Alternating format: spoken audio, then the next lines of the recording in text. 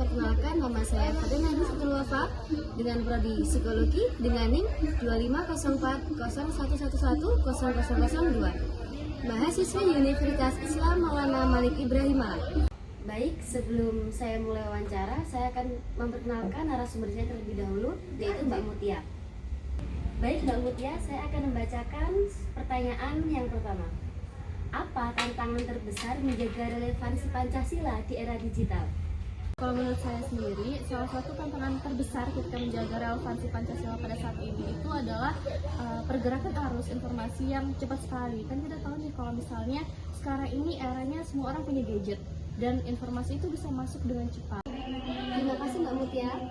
Selanjutnya pertanyaan yang kedua, siapa yang paling berperan dalam menjaga agar nilai-nilai Pancasila tetap hidup di dunia digital yang serba bebas? Orang yang berperan penting dalam menjaga Pancasila saat ini itu adalah yang pertama diri kita sendiri. Kenapa? Karena kalau misalnya diri kita sendiri itu tidak paham tentang makna Pancasila, tentang Pancasila apa, tentunya bakal sulit untuk menggunakan Pancasila dan mengamalkan daripada sila Pancasila itu sendiri. Ketika kita tidak memahami makna atau esensi dari asas dasar negara kita seperti itu.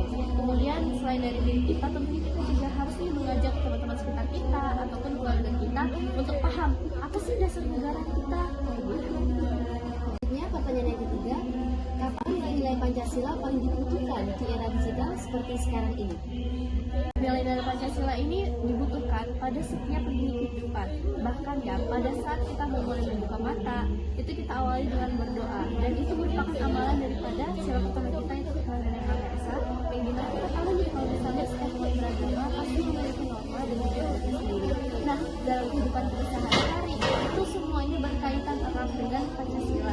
Mulai dari sila pertama, kedua, ketiga, keempat, dan juga kelima itu keadilan sosial kayak gitu. Karena kalau misalnya nih dalam kehidupan kita sendiri ternyata kita tidak mengamalkan dasar negara kita, yang dimana dasar negara kita itu diambilnya itu dari norma kehidupan kita, pasti bakalan banyak cerita. Nah, jawabannya itu kalau menurut aku ya, di setiap lini kehidupan dan di setiap waktu itu kita mengamalkan asas daripada Pancasila itu sendiri.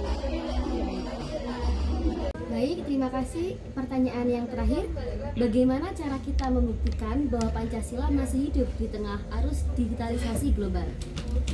Sekarang gimana sih caranya kita memastikan bahwa Pancasila itu tetap ada di kehidupan kita sekarang?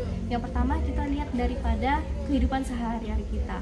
Kita umat yang beragama, kemudian kita masyarakat yang plural, kita masyarakat yang berbeda-beda gitu kan. Kita berbeda ras, suku, agama dan juga budayanya. Yang kemudian tapi kita tetap menjadi satu nih teman-teman di negara Republik Indonesia kita dengan semboyan Bhinneka Tunggal Ika, yang dimana berbeda-beda tetapi tetap satu jiwa.